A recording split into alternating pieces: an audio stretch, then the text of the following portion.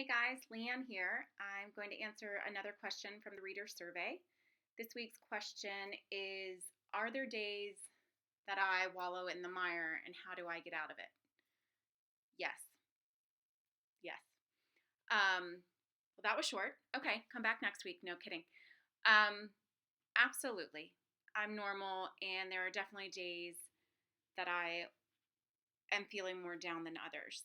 So if you want to say wallow in the mire or feeling down or whatever, there are definitely days where I feel in my spirit lack of energy, lack of motivation, and not just that, but almost like I wouldn't call it depression exactly, but definitely um, sad feelings for the day. I will say that they tend to come at the same time each month, but I also think the days have gotten harder since I've had Ryan. So if you've read my book, Showing Heart, the true story of one boy who defied the odds, available on Amazon, barnesandnoble.com, um, then you know that was a really difficult period in my life. And I would say before Ryan, I didn't have these days. Even with two kids, I mean, it was overwhelming, but there were not days where I wanted to lay in bed because I just didn't have, not even physically the energy, but emotionally the energy to get done what needed to get done. So I am attributing it to, I call it being broken. That experience really broke me in certain areas, probably in areas I don't even understand yet. And I am definitely getting better than I was right after Ryan and him coming home. But there is a part of me that there are definite days where I wallow. And what that looks like for me is typically not getting out of bed. So I will get out of bed to feed my kids or get them off to school. I'm not being neglectful, but I don't, I just, this is what I do.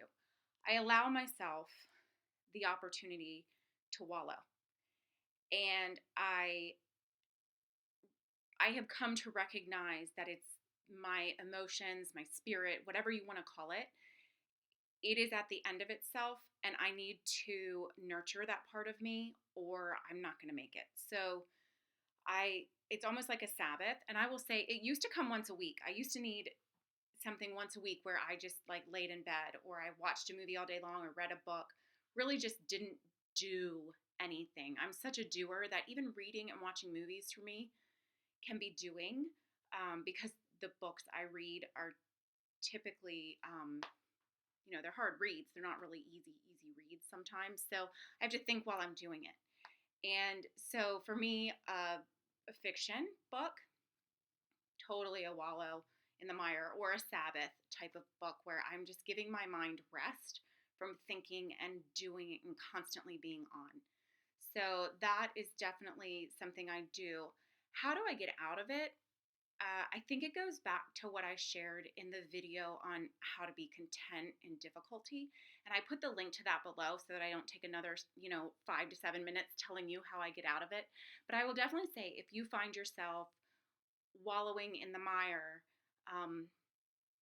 allow yourself grace to do that, a day here, a day there. But if you find yourself wallowing in the mire for an extended period, that's something where how to find content can help you, or seeking a third party, even a friend to talk to about what you're struggling with.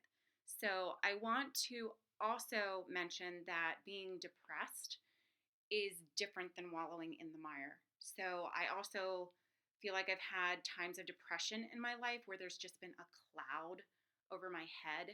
And some of those things have been from outside pressures. And then there's other times where I don't have a necessarily a reason that I can grasp onto for why I'm depressed right now, but the cloud is there and it won't go away. And then just one day it goes away. If that's you, that's definitely a time to seek a third party, and be talking to people about that. But no, I think about wallowing in the mire. I think that's a normal thing. I think a lot of people do it, and I think it's important to rest our spirit and nurture our spirit so that we can move forward. I hope that's helpful for you. I'd love to hear your comments below, and if it's helpful, if it has been helpful, share it with a friend, share it via social media. And I'd love you to give me a question. If you have a question you want me to answer, comment below, fill out the contact page on the website, or shoot me a quick email. I love to talk to you guys this way, and I look forward to next time. Thanks. Bye.